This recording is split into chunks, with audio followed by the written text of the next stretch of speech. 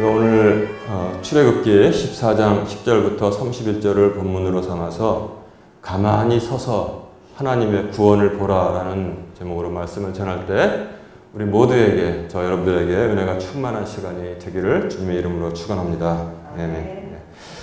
출애굽기 보면은 그 출애굽기 제목이 그 내용을 다 우리에게 간단하게 전달하고 있습니다. 맨 처음에 출애굽기, 애굽은 이제 이집트를 한자로 애굽이라고 부르고 있습니다. 여러분들 이집트 하면 생각나는 게 뭐가 있습니까? 딱 생각나는 것이 피라미드가 생각나죠. 그러니까 전 세계 모든 사람들이 이집트 그러면 피라미드, 뭐 나일강, 성경에 이제 파라오를 한자로 해서 바로라고 썼는데 이집트의 왕 파라오 이렇게 다들 생각을 합니다. 그만큼 옛날에, 지금은 이집트는 그렇게 두강한 나라가 아니잖아요. 그래서 어렵게 사는데 옛날에는 이집트가 아주 굉장히 막강한 제국이었습니다. 그런데 창세기와 연이어서 이제 야곱의 자손들이 요셉의 초청을 받아서 아들 요셉이 이집트에서 총리가 되었다는 것을 확인하고 다 그야말로 우리말로 하면은 초청 이민을 다 아래로 내려가서 살게 되었습니다. 근데 거기서 행복하게 잘 살았는데 요셉을 알지 못하는 새 왕이 일어나서 이 이스라엘의 자손들이 부쩍부쩍 번성하는 것을 보고 마음에 근심을 하게 되었습니다. 이 사람들이 우리보다 수가 많아지면은 큰일 나겠다. 이제 전쟁이 일어나면은 우리 뒤에서 우리를 돕는 게 아니라 적하고 내통해서 우리를 괴롭히면은 우리가 큰일을 당하겠구나 해서 이집트 사람들이 이스라엘 백성들을 아주 이제 많이 학대하기 시작했습니다. 그래서 애굽에서 고된 노예 생활을 했는데 거기서 하나님의 구원의 방법은 참 미미합니다. 왜 하나님의 구원의 방법의 첫 번째 방법이 시작은 항상 미미할까? 이게 하늘 왕국을 구하라. 그 원칙 제가 말씀해 드렸죠. 원칙이 몇 가지가 있어요? 첫 번째 원칙이 그거 있잖아요. 처음은 미약하지만 나중은 심히 창대하게 되는 그런 방법을 하나님께서 쓰시는 것입니다. 온 인류를 위해서 아기 예수께서 태어나신 것처럼 이집트에서 학대받는 이스라엘 백성을 위해서 한 아기가 태어났는데 그 아기가 바로 모세인 것입니다. 우리가 다 아는 그러한 하나님의 역사하시는 아주 기가 막힌 방법을 통해서 그는 애굽의 궁에 들어가서 초기 생애를 보내면서 많은 학식을 겸하게 되었습니다. 그런데 또 우리가 다 아는 방법으로 또 모세는 궁에서 도망 나와 미디안 광야로 가서 거기서 결혼해서 이렇게 장인의 양 며칠 치면서 인생을 쭉 보내고 있었는데 거기서 하나님께서 모세를 불러서 소명을 주셨습니다. 소명을 받은 사람, 위대한 사람입니다. 소명을 받지 못한 사람들, 별 볼 일 없는 범인들이라고 우리가 부르고 있습니다. 소명은 무엇이냐? 내 백성 이스라엘을 너는 이집트에서 끌고 나와서 내가 내게 지시할 땅, 젖과 꿀이 흐르는 가나안 땅으로 인도하여 드려라. 그랬습니다. 모세가 이러저러한 이유를 댔지만 하나님께서 그것을 허락지 아니하시고 모세를 보냈습니다. 그래서 일이 잘 풀릴 것 같죠? 하나님의 명령 받았으니까. 안 그렇습니다. 하나님께서도 그것을 아시고 모세에게 미리 다 경고를 해주셨습니다. 내가 파라오의 마음을 강팍하게 할 터이니 여러분 그 강팍하다 그러니까 팍이 아니라 강팍하게 할 터이니 그 너희를 보내지 않을 것이지만 하나님의 크신 권능과 내리는 재앙을 통해서 보내게 될 것이다.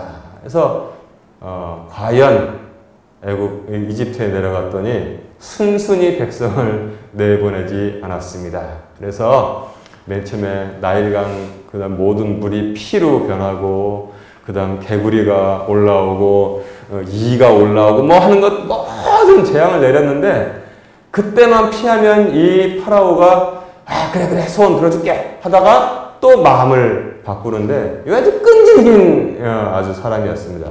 나중에 안 되니까 9가지 재앙이 지나가도 안 됐고 10번째 재앙이 무엇입니까?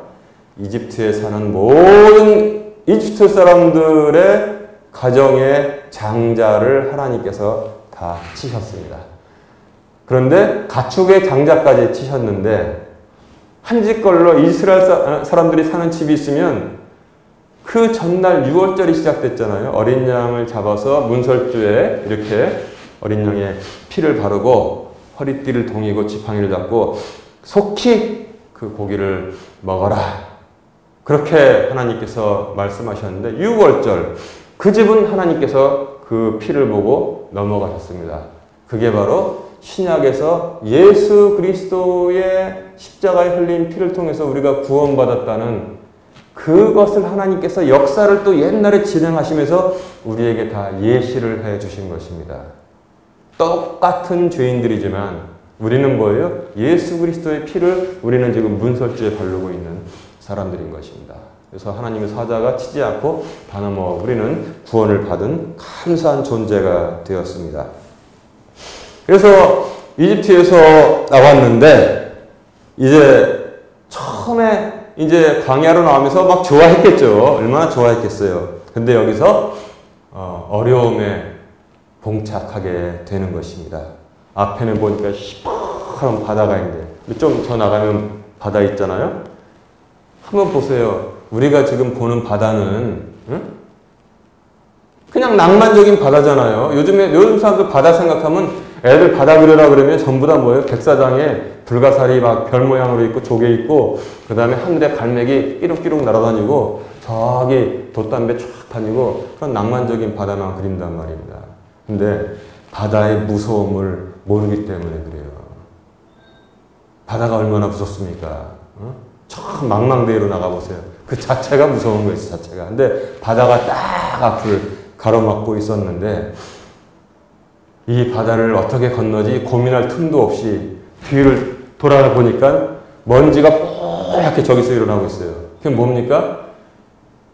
파라오가 군사들을 보내서 가서 집을 나간 종들을 다 잡아와서 다시 일을 시켜라 명령을 내린 것입니다. 그래서 이집트의 모든 군대가 병거를 앞에 말을 뒤에 병거를 묶고 그 다음에 기병들은 말을 타고 보병들은 뛰어오면서 창과 칼을 번쩍번쩍하면서 지금 뒤에서 쫓아오고 있으니 그야말로 우리가 흔히 하는 말로 사자성어는 뭡니까?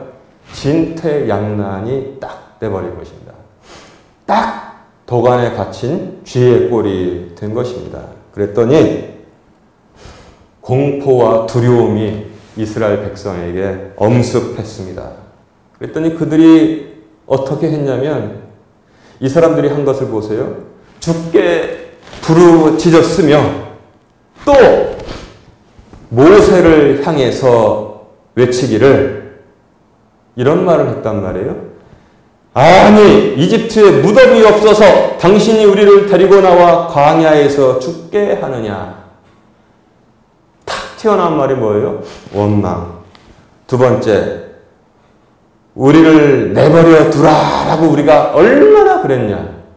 요즘 애들 하는 말로 뭐라고 그래요? 야 이렇게 하고 이렇게 하고 아 냅둬요 그러잖아요. 똑같은 말을 썼어요. 똑같은 말을. 냅두란 말이에요. 우리가 이집트 사람 종이 돼서 이집트 사람을 섬길 것입니다. 우리가 이집트에 있을 때 몇 번이나 당신에게 말했느냐. 우리가 이집트 사람들을 섬기는 것이 광야에서 죽는 것보다 낫으리라. 이런 말을 했단 말이에요. 참 이 말을 들으면 참 이 사람들의 정신 상태가 얼마나 비참하고 꼬여있고 그리고 노예가 딱 맞아. 이 사람들은 노예가 딱 맞아. 아니 자유인으로서의 죽음보다도 노예로서의 삶을 택하겠다. 이런 사람들을 데리고 도대체 무슨 일을 할 수가 있겠습니까? 응? 여러분 프랑스 혁명 다 들어서 아시죠? 응? 프랑스 혁명 일어났을 때 그 사람들이 뭐를 외쳤습니까? 응?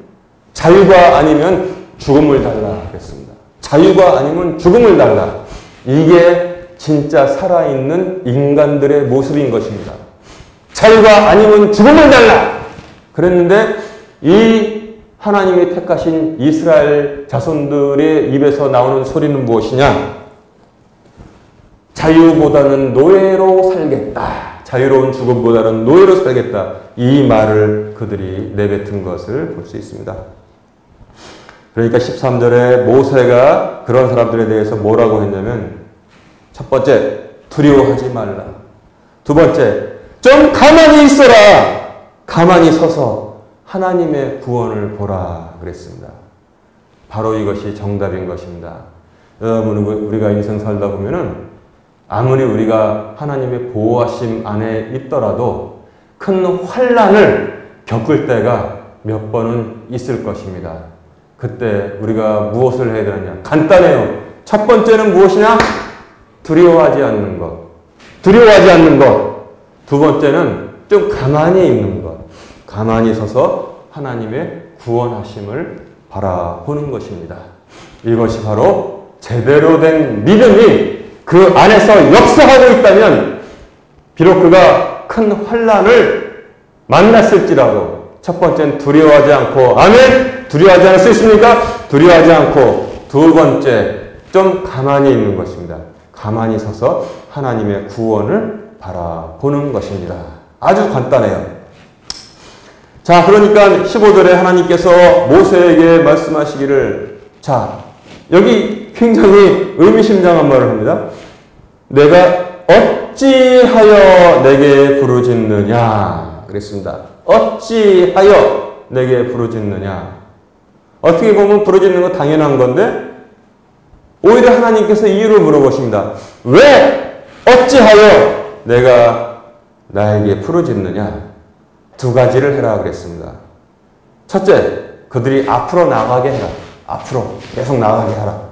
두 번째, 너는 내 막대기를 들고 내 손을 바다 위로 내밀어서 바다를 나누어라. 아, 이게 무슨 바닷물을 퍼내는 것도 아니고 힘든 것도 아니에요. 앞에 바다가 막혀 있는데 백성들로 하여금 계속 가라, 계속 가. 그렇게 만들고, 두 번째는 너는 내 막대기를 들고, 이 막대기가 어떤 막대기입니까? 뱀으로 변했던 막대기였습니다. 그 막대기를 들고 하나님의 임재의 상징이란 말이에요. 내 손을 바다 위로 쫙 내밀어서, 이게 뭐 어려운 일이에요? 바다를 나누어라 그랬습니다. 그렇게 했더니 하나님의 천사가 맨 앞에서 이스라엘 백성들의 길라잡이가 되어서 길을 인도하고 있었는데, 그 천사가 뭐예요? 이번엔 뒤로 가서 이스라엘과, 앞에 가는 이스라엘과 뒤에 쫓아오는 이집트 사이에 천사가 서게 되었습니다. 그랬더니 어떻게 되었냐면 이스라엘 사람들에게는 밤을 비추는 빛이 되었고, 반면에 뒤에서 쫓아오는 이집트 사람들에게는 구름이 되었고 흑암이 되었다고 했습니다. 그래서 저들의 진영은 깜깜했지만 이스라엘의 진영에는 밤새도록 빛이 있었다고 주께서 우리에게 말씀을 해 주셨습니다. 이것이 바로 역시 하나님께서 성별하여 나누시는 하나님의 백성과 그렇지 않은 하나님의 대적들이 어떻게 되는지를 성경은 우리에게 잘 알려주고 있습니다. 그랬더니 밤새도록 동풍이 불어서 바다가 쫙 갈라지고 마른 땅이 거기서 나타나기 시작했습니다. 그랬더니 이스라엘 백성들이 바닷속으로 들어갔더니, 여러분 그것이 얼마나 장관일까요? 10개라는 영화를 보면은 거기에 잘 표현이 되고 있는데, 바닷물이 쫙 갈라져가지고 이쪽에도 물벽이 있고 이쪽에도 물벽이 확 있고 그 안에 땅이 있어서 그 사이로 백성들이 지나갔습니다.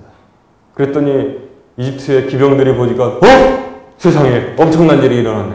이쯤 됐으면 조금, 이게 머리가 있는 사람들이라면 여기서는 안 되겠습니다. 저렇게 하나님께서 저들을 도우시는데 우리가 절로 들어갔으면 우리는 전부 다 죽습니다. 그렇게 말할 텐데 뭐예요? 군인들은 뭡니까? 어쨌든 명령에 살고 명령에 죽잖아요. 그런데 돌아가도 죽을 판이야. 명령 불복종으로. 이판 사판이 또 그대로 된 겁니다. 그랬더니 우리도 들어가자 해가지고 막 쫓아오게 되었습니다. 자, 그러니까 하나님께서 무엇을 그 가운데 보내셨냐면 혼돈을 보내셨습니다. 혼돈. 잘 달리던 병거의 바퀴가 갑자기 왕창 빠져버렸습니다. 그래가지고 말들이 막 이리 뛰고 저리 뛰고 저 병거도 바퀴가 빠져가지고 이쪽으로 또 충돌하고 그냥 다 얽혀버렸어요. 여러분, 눈 내린 아침에 차들 미끄러져가지고 출근길에 그냥 막 엉킨 거 경험해 보신 적 있죠? 그래가지고 비키라고 그냥 빵빵거리고 어떻게 비켜요? 바퀴는 헛돌고, 응? 그래가지고 차들이 꼼짝 못하는데 그와 비슷한 상황이 지금 바닷속에서 일어난 것입니다. 엉망이 돼버렸어요. 그냥 혼란이 일어났습니다. 그래서 이 혼돈을 보면은 하나님께서 악한 자들에게 혼란을 보내시는 것을 옛날에도 또 사건이 있었잖아요. 뭡니까? 바벨탑 사건입니다. 우리가 모여서 흩어짐을 면하자. 하늘에 대를 쌓아서 우리가 거기까지 올라가서 흩어짐을 면하자 했는데 하나님께서 인생들의 쌓는 대를 보시려고 내려오셔가지고 그들의 언어를 혼잡케 했습니다. 그랬더니 그들이 그 일을 이루지 못하였던 것을 생각나게 하는 것입니다. 그래서 그들이 엉켜가지고 앞으로 가지도 못하고 뒤로 가지도 못하고 진흙이 빠져가지고 허우적거리는데 이제 이스라엘 백성들이 다 건너가니까 뭡니까? 양쪽에 벽을 이뤘던 물들이 다시 쫙 합쳐지게 됐어요. 이게 기가 막힌 일이 일어난 거예요. 그래가지고 이집트의 군사들이 모조리 파라오까지 다 그 바다에 빠져 죽었던 것입니다. 언제 성경 공부할 때 제가 다시 이 영상을 보여줄 텐데 홍해에 잠수부가 들어갔더니 재미난 것들이 많이 발견되고 있습니다. 갑옷하고 창하고 그런 것도 발견되지만 병거가 거기서 따개비가 잔뜩 붙어가지고 여기저기서 발견되는 것입니다. 근데 그 바퀴를 보면은 꼭 이집트 사람들의 바퀴, 이렇게 동그란 바퀴살이 있잖아요. 그 살이 하나, 둘, 셋, 넷, 다섯, 여섯, 일곱, 여덟 개 달린 이집트 사람들의 바퀴가 거기서 나오고 있는 것입니다. 이것을 보고도 하나님을 믿지 못하는 사람들이 있을까요? 그처럼 하나님께서는 옛날에 행하신 모든 흔적을 우리에게 남겨주셨습니다. 그래서 모든 이집트의 군대가 바닷길을 통해서 이스라엘 사람들은 구원을 받고 바다를 통해서 이집트 사람들은 모두 전멸하게 되었던 것입니다. 그랬더니 31절에 보니까 주께서 이집트 사람들에게 행하신 큰 일을 보았으므로 백성이 주를 두려워하고 두 번째 또 주와 그분의 종 모세를 믿었더라. 그렇게 출애굽기 14장은 아주 행복하게 끝나고 있습니다. 그 다음에 15장 보세요. 출애굽기 15장 보면은 막 미리암을 선두로 해서 백성들이 하나님을 찬양하고 감사하는 그런 노래가 쭉 울려 퍼지는 것을 볼 수 있고, 시편을 보세요. 말과 그 탄자를 바다에 던지신 이에게 감사하라. 그 인자심이 영원함이로다. 이렇게 하나님을 후대에도 계속 찬송하는 것을 볼 수 있습니다. 자, 그런데 옛날 출애굽의 이스라엘 자손들의 모습에서 우리들의 모습을 발견할 수 있지 않을까 저는 생각을 합니다. 뭐냐면 뒤에 이집트 군대들이 일으키는 흙먼지를 볼 때 이스라엘 자손들이 어떻게 했다고 했습니까? 10절에 보니까 이스라엘 자손들이 주께 부르짖으며, 또 여기까지만 했으면 좋았어요. 주께 부르짖으며 그 다음에 또 모세에게 원망하고 있었습니다. 우리를 가만 놔두라고 하지 않았느냐. 애굽에서 이집트에 무덤이 없어서 우리를 광야로 끌고 나와서 여기서 죽게 하느냐. 우리를 냅두라고 얼마나 그랬느냐. 이집트 사람을 섬기는 것이 광야에서 죽는 것보다 나으니라. 여따위 말을 그들이 뱉어내고 있었습니다. 이스라엘 자손들이 주께 부르짖으며, 좋아, 좋게 봐서 기도라고 합시다. 기도와 원망이 같이 공존하고 있는 것입니다. 여러분, 이러한 습성을 조심하시기 바랍니다. 기도도 하고 원망도 하고 찬송도 하고 불평도 하고, 이것이 평균적인 크리스찬들의 모습이라는 것입니다. 기도와 원망의 공존, 우리가 많이 경험해봤죠. 기도도 좀 드리다가 원망도 하다가 조금 또 기도도 하다가 원망도 하다가, 이게 바로 이스라엘 자손들의 모습이었습니다. 사실 좋게 보아서 기도라고 제가 지금 한 단계 높여주었지, 뒤에서 쫓아오는 군사들을 보고 두려워서 하나님께 막 울부짖은 거예요. 응? 그러다 또 울부짖다가 또 모세 보니까 또 원망도 하다가 야 나는 모세 얼마나 위대합니까? 이런 사람들 한 500명 데리고 한번 여러분들 소풍 한번 나가보세요. 도시락, 김밥, 사이다 꺼내 먹기도 전에 머리끄댕이 잡고 서로 막 그냥 난장판 다 썰 겁니다. 저도 약간 경험이 있어요. 습관적인 원망하는 사람들 한 몇백 명 데리고 몇 명 가면은 아주 힘듭니다. 기도와 원망의 공존. 여러분 절반을 덜어내시기 바랍니다. 이에 대해서 모세는 두려워하지 말고 가만히 서서 하나님의 구원을 보라. 이렇게 말씀을 전했습니다. 여러분 역시 보면은 이 아래 이스라엘 자손들이 있고 이 사람들은 절반밖에 안 됐어요. 아직 완전하게 되지 않았어요. 기도도 하고 원망도 합니다. 근데 그 위에 역시 모세는 뭐예요? 역시 모세는 두려워하지 말고 가만히 서서 하나님의 구원을 보라 그랬습니다. 여러분 저 큰 환난 당했을 때 너무나 원칙이 간단해요. 모세가 알려준 원칙 두 가지밖에 없습니다. 세 가지, 네 가지 하면은 사람들이 깨닫지 못합니다. 비상시의 원칙은 간단해야 돼요. 여러분들 간단한 원칙 지킬 수 있습니까? 첫 번째, 두려워하지 말라 하겠습니다. 아멘? 두려워하지 말라. 그게 첫 번째 원칙입니다. 두 번째, 좀 가만히 서서 하나님의 구원을 보라 그랬습니다. 하나님은 믿는 자를 내버려 두시지 않습니다. 내가 너희를 고아처럼 내버려 두지 않는다고 말씀하셨습니다. 역시 모세는 두 가지 간단하게 알려주었고, 그러니까 이스라엘 자손들을 이끌어갈 수 있는 그런 자격이 있는 모세였습니다. 그런데 모세 위엔 또 누가 계세요? 하나님께서 그런데 모세에게 뭐라고 말씀하시냐면 내가 어찌하여 내게 부르짖느냐 그랬습니다. 이스라엘 자손들 말썽꾸러기들 그 위에 아주 그런데 모세 위에 계신 하나님께서 이렇게 말씀하신단 말이에요. 내가 어찌하여 내게 부르짖느냐. 여러분 이 말씀 이해 갑니까? 내가 어찌하여 내게 부르짖느냐. 아니 지금 위기의 상황이 됐는데 하나님께 부르짖는 것이 너무나 당연한 거 아닙니까? 교회에서도 그렇게 배웠는데 위기가 당했을 때 하나님께 부르짖으라고 배웠는데 근데 하나님께서 물어보시기를 모세에게 난 이게 이해가 안 되더라고요. 맨 처음에 내가 어찌하여 내게 부르짖느냐 그랬습니다. 아니 예레미야서 33장 3절에는 너는 내게 부르짖으라 내가 내게 응답하겠고 내가 알지 못하는 크고 비밀한 일을 보이리라 그렇게 말씀하셨는데 여기서는 이 환난을 당했는데 뒤에서는 군대가 쫓아오는데 앞에는 바다가 있는데 하나님께서 모세에게 물어보시길 내가 어찌하여 내게 부르짖느냐 그랬습니다.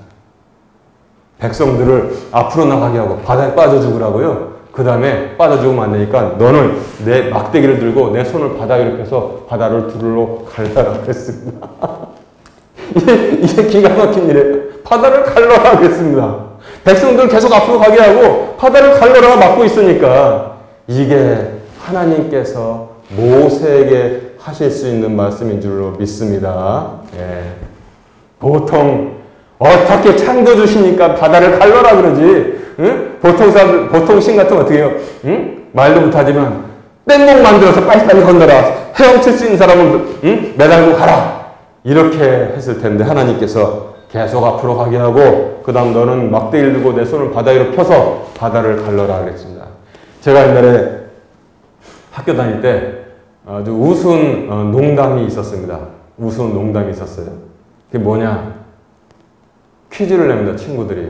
야, 코끼리를 냉장고에 집어넣는 방법 세 가지 단계가 있어. 그거 너 알아? 이렇게 물어본단 말입니다.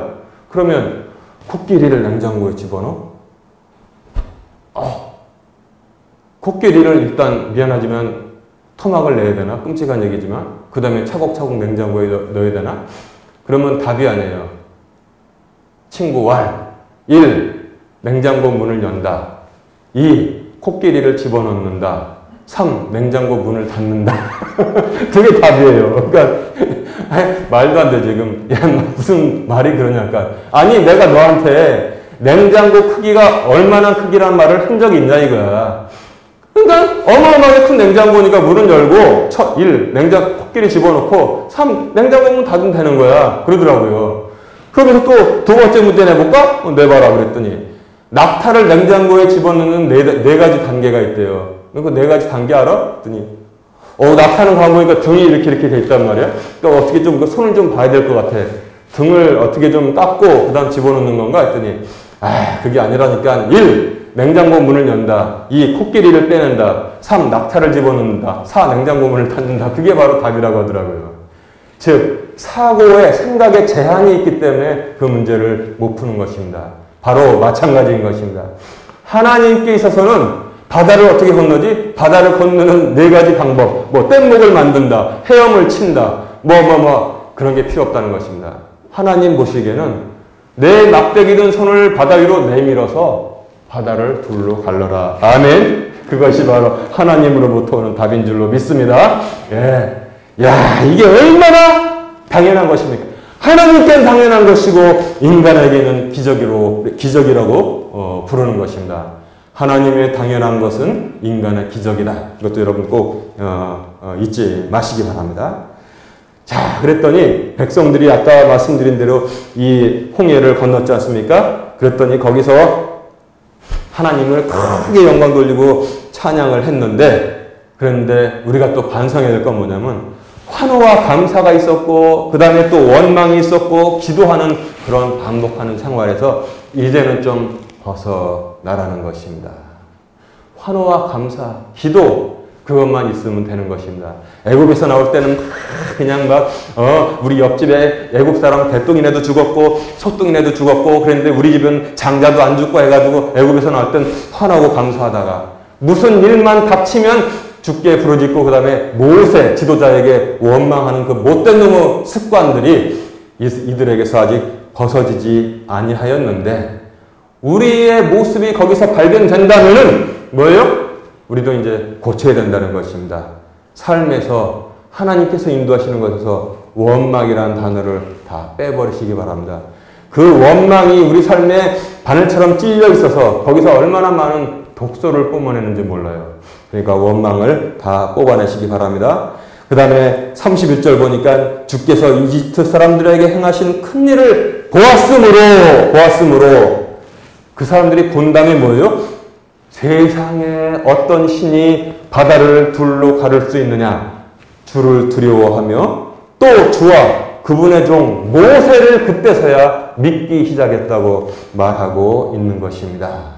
하나님이 세우신 자를 그때서야 믿게 되었습니다. 그런데 조건이 있었습니다. 주께서 이집트 사람들에게 행하신 큰 일을 보았으므로 이 사람들은 꼭 본 다음에 믿는단 말이에요. 본 다음에 믿었습니다. 그런데 요한복음 20장 24절 이하에는 예수님께서 도마에게 말씀하시기를 너는 본고로 믿느냐? 보지 않고 믿는 자는 더 복되도다 그랬습니다. 아멘. 여러분 하나님을 믿는데 모든 거 보여주시면 계약서 쓰는 것처럼 꼼꼼히 점검해보고 그때서야 하나님을 믿겠습니까? 그것은 하나님을 믿는 것이 아닙니다. 너는 본고로 믿느냐? 보지 않고 믿는 자들은 더 복되도다 그랬습니다. 아멘. 이런 믿음을 우리가 가져야 되는 것입니다. 히브리서 11장 1절도 우리에게 말씀하시기를 믿음은 바라는 것들의 실체요 보이지 않는 것들의 증거니 그랬습니다. 보이지 않는 것들의 증거니 믿음을 통해 모든 것을 새롭게 바라보는 보이지 않아도 믿는 그러한 새 믿음을 우리가 갖기를 주님의 이름으로 축원합니다. 그래서 제가 우리 교회가 이제 어디로 나갈고 이름은 하나님의 말씀을 전하는 목사가 아닌 것입니다. 좋은 땅을 주신다니까? 우리는 그냥 간다니까? 간단한 절차가 땅 사고, 그 다음에 이사 가면 되는 거야. 집 짓고 이사 가면 돼. 3단계. 냉장고에다 코끼리 집어넣는 것처럼. 왜냐? 우리가 계산을 하지. 모든 것을 지으신 하나님께서 무슨 계산이 필요해요? 우리는 믿음만 가지면 되는 것입니다. 아멘? 믿음 가지고 나가면 되는 것입니다. 그래서 우리가 기도와 원망을 뒤섞어서 살고 있었다면 기도와 감사만으로 앞으로 사시기를 주님의 이름으로 축원합니다. 하나님을 믿어야 됩니다. 하나님은 지금도 우리를 위해서 역시 계속 일하고 계시기 때문에 그렇습니다.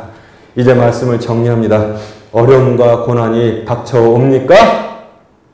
기도와 원망은 필요 없습니다. 오직 기도와 감사의 삶으로 그것을 맞이하시기 바랍니다. 예. 이제 봤더니 우리나라 사람들하고 이스라엘 사람들하고 좀 비슷한 면이 있어요. 뭐가 비슷하냐? 보니까 냄비근성이 있어. 냄비근성. 신앙에서도 냄비근성이 있어요. 그 다음에 이 출애굽기 15장 보세요. 그냥 또 막 찬양을 하고 그 다음에 또 무리바에서 또 물이 좀 물맛이 쓰다고 해가지고 또 모세를 또 원망하고 이게 툭 하면 또 가다가 이제 고기 먹고 싶다고 또 원망하고 계속 반복되고 있어요. 신앙에 냄비근성이 있는데 이것은 좀 우리가 지양을 해야 된다고 생각을 합니다. 누구를 따라야 됩니까? 그냥 묵묵히 아브라함의 믿음을 따라갑시다. 응? 그래가지고 어떻게 보면은 조금만 일이 있어도 막 너무 발발 뛰는 사람은 조금 의심스러워요. 왜냐하면 그 사람들에게는 조그만 어려운 일 닥쳐오면은 그냥 바로 주저앉아가지고 엉엉낸단 말입니다. 꾸준한 것을 우리가 하나님께 보일 수 있어야 됩니다. 아브라함의 믿음을 따라갑시다. 아브라함은 어떠한 일이 일어났건 오직 주님의 말씀 따라서 끝까지 갔고 내 아들 이삭을 모리아 산으로 가서 바쳐라. 아무런 고민이 없어요. 말대꾸가 없어요. 아침에 일찍 일어나서 가자. 그래가지고 가는 거예요. 아브라함이 보여준 그 믿음, 또 모세에게 하신 하나님의 말씀, 백성들을 계속 앞으로 가게 하고 내 지팡이를 들고 막대기를 들고 바다 위에 손을 내밀어서 바다를 갈라라. 그것이 바로 하나님께서 말씀하신 것이고 아브라함이 하나님께 보여준 믿음인 것입니다. 거기서 아브라함이 믿음의 조상이 된 것이고 아브라함을 하나님께서 뭐라고 부르셨습니까? 내 친구 아브라함이라고 부르셨다는 사실을 여러분 꼭 기억해야 돼요. 우리는 그렇게 할 수가 없습니다. 우리는 그렇게 할 수가 없지만 아브라함은 그렇게 해서 믿음의 본을 우리에게 보여주신 것을 우리는 최소한 잊지는 않아야 하겠습니다. 어떻게 천지를 조성하신 하나님께서 사람에 대해서 친구라는 호칭을 쓰신단 말입니까? 아브라함을 친구라고 부르셨습니다. 그리고 또 우리는 표적을 구하는 믿음을 버려야만 하겠습니다. 믿었으면은 당연한 것으로 여기는 위대한 믿음을 가지시기를 바랍니다. 믿었으면은 당연한 것으로 믿으시기 바랍니다. 모세에게 하나님께서 말씀하셨습니다. 내가 어찌하여 내게 부르짖느냐? 내가 어찌하여 내게 부르짖느냐? 앞으로 계속 나가게 하고 내 손을 내밀어서 바다를 갈라라. 이렇게 말씀하신 것입니다. 믿음의 조건으로서의 표적을 바른 것으로 오해해서는 안 되는 것입니다. 응? 예수님께서 그러셨잖아요. 유대인은 예수님께서 하신 것이 아니라 유대인은 표적을 구하고 헬라인은 지혜를 구한다고 했습니다. 그런데 표적을 구하는 믿음은 진짜 믿음이 아닌 것입니다. 조건적인 믿음인 것입니다. 응? 해주시면 내가 앞으로 가고 말고 그럽니다. 그런데 성경에서도 그런 사람들이 나와 있었어요. 여호수아가 그랬습니다. 여호수아. 그리고 소명을 받을 때 모세도 그랬습니다. 주의 이름이 무엇입니까? 나는 스스로 있는 자 아니라. 그러면 이스라엘 백성들이 어떻게 믿습니까? 지팡이 던져봐라. 뱀이 됐어요. 꼬리를 집어라. 다시 지팡이가 됐어요. 그래도 못 믿겠어요. 어떻게 하면 좋겠습니까? 응? 계속 따지고 있었던 모세가 나중에는 바뀐 것을 봅니다. 여러분, 장군 중에 최고의 장군 누굽니까? 응? 누구지? 기드온이 싸우러 나갈 때 하나님께서 내 백성을 구원하라 했더니 기드온이 어떻게 했습니까? 표적을 구했잖아요. 나에게 표적을 보여주시옵소서. 내가 마당에다 양털을 까놓을 텐데 거기만 이슬이 내리면 좋겠습니다. 거기만 이슬이 쫙 내렸어요. 짰더니 양동이에 그냥 물이 쭉쭉쭉 떨어졌습니다. 또 못 믿었습니다. 이거 양털이 물을 빨아들이니까 그럴 수 있을 거야. 하나님 이번엔 반대로 땅에만 이슬이 마당에만 내리고 양털은 뽀송뽀송 마르게 해주세요. 그랬더니 자고 일어났더니 양털은 뽀송뽀송 마당에 전부 다 이렇게 이슬이 내린 것을 그가 확인한 것을 볼 수 있습니다. 우리도 마찬가지 자꾸 하나님께 뭘 보여주세요. 그건 믿음이 아니라는 것입니다. 믿음은 바라는 것들의 실체요. 보이지 않는 것들의 증거라고 말씀했습니다. 진짜 믿음 있는 사람들은 말씀대로 배운 대로 무직하게 앞으로 나가야 되는 것입니다. 고아들의 아버지 누구예요? 조지 밀러 목사님이 있었잖아요. 그분이 평생 수많은, 수많은 응답을 받았는데 2만 번 이상의 응답을 받았다고 했습니다. 여러분, 기도응답 한 번 받으면 우리는 막 간증하잖아요. 기도응답 안 오는 것이 다 정상이고, 기도응답 어쩌다 한 번 받으면은 그거 가지고 지금 북치고 장구치고 지금 간증을 하는데, 조지 밀러 목사는 2만 번 이상의 기도응답을 받았다고 했습니다. 나중에 뭐라고 그랬어요? 아니, 한 푼도 없는 목사님이 이 수많은 고아들을 어떻게 먹여 살렸습니까? 지금은 나라가 부자들이니까 잘 살잖아요. 옛날에는 멀쩡한 사람도 굶어 죽는 시대였었어요. 그랬더니 조지 밀러 목사가 그 기자들을 데리고 저기 복도 끝에 있는 쪽방을 딱 열었습니다. 볼방. 거기 보니까 마룻바닥에 푹 구멍이 2개 파져 있잖아요. 이 구멍으로 모든 것이 다 내려왔습니다. 이게 뭐예요? 조지 밀러 목사가 무릎 꿇고 기도하느라고 무릎팍이 닿으니까 거기에 마루가 달아가지고 구멍이 2개 뚫렸다는 것입니다. 이 구멍으로 하나님께서 모든 것을 다 우리에게 부어주셨습니다. 아멘. 살아있는 믿음인 것입니다. 그래서 우리가 좋은 땅을, 그건 일도 아니에요, 일도 아니에요. 하나님께서 역사하시는 거 일도 아닙니다. 그래서 우리는 믿고 기다리고 있는 것입니다. 하루는 조지 밀러 목사가 무엇을 바라보고 움직였습니까? 선생들이 왔습니다. 목사님 큰일 났습니다. 무엇이 큰일입니까? 지금 점심때가 되었는데 아이들을 먹일 빵과 우유가 아무것도 없습니다. 그랬더니 나 여기서 그 생각이 난 거예요. 내가 어찌하여 내게 부르짖느냐? 백성들을 계속 앞으로 나아가게 하고 너는 손을 내밀어서 바다를 갈라라. 이게 얼마나 단순한 말이에요. 그랬더니 조지 밀러 목사가 그 선생님들에게 말했습니다. 아이들을 다 불러서 식당에 앉히고 그 다음에 앞에다가 그릇을 다 놓으십시오 그랬어요. 그랬더니 감춰놓은 게 있나 보다. 애들아 밥 먹지 않고 애들은 아무것도 모르고 야 지금 점심시간 됐다 신난다 다 앉았어요. 그래서 앞에 다 기도를 놨는데 아무것도 없어. 조지 밀러 목사가 아무런 당황도 없이 똑같은 모습으로 그 앞에 서서 자 우리 다 같이 식사 감사 기도를 올리자. 빈 그릇 놓고서 수많은 애들은 당연히 뭐가 나올 걸로 준비되어 있는 줄 알아요. 근데 선생들은 얼굴이 하얗게 질렀어요. 응? 어떻게 하려고 그러냐고. 근데 목사님, 자, 같이 기도합시다. 하나님, 오늘도 일용할 빵과 먹을 것을 우리에게 풍성히 내려주셔서 정말 감사합니다. 예수님 이름으로 기도 올립니다. 아멘. 했더니, 똑똑똑똑, 예, 누구십니까? 이러봤더니, 어떤 운전수가 따니 뻘뻘, 여기가 조지 밀러 목사님이 있는 그 고아원입니까? 예, 그렇습니다. 저 트럭에 실려있는 빵과 우유를 좀 받아주실 수 있나요? 예, 당연하죠. 자, 빵 내려가지고, 우유 내려가지고, 예, 애들 다 먹여라. 그러니까 애들은 주문한 줄 알아요. 그 빵을, 우유를.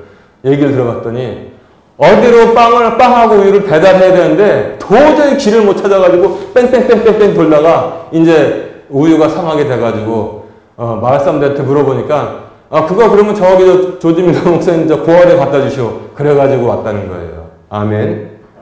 아멘. 예. 하나님께서 역사하시는 건 그런 것입니다. 믿음을 보시는 것이지, 우리의 믿음을 보시는 것이지, 우리는 하나님의 표적을 보려고 그러는데, 그거 필요 없다는 것입니다. 우리의 믿음을 보시고, 그의 믿음을 보시고, 하나님은 역사하시는 것입니다. 위대한 믿음에는 위대하게 역사하시고, 조그만 믿음에는 조그맣게 역사하시는 것입니다. 왜냐? 하나님께서 모든 것을 아시기 때문에 그런 것입니다. 여기서 나는 이 말씀을 읽으면서 조지 밀러 목사가 생각났어요. 내가 어찌하여 내게 부르짖느냐? 아니, 부르짖는 게 당연한 거 아닌가요? 지금 죽게 생겼는데? 근데 하나님께서 이끌어내셨으면 길이 열린다는 것은 너무나 당연한 것입니다. 하나님께서 불러내셨으면 길이 열린다는 것은 너무나 당연한 것입니다. 그래가지고 내가 어찌하여 내게 부르짖느냐? 계속 앞으로 나가게 하고 너는 손을 내밀어서 세상에 바다를 갈라라. 아멘. 아멘. 하나님은 그렇게 우리에게 말씀하신 것입니다. 꾸준한 믿음, 기도하는 믿음, 그리고 확실하게 신뢰하는 믿음을 가지고 위대한 삶을 사시기를 주님의 이름으로 축원합니다.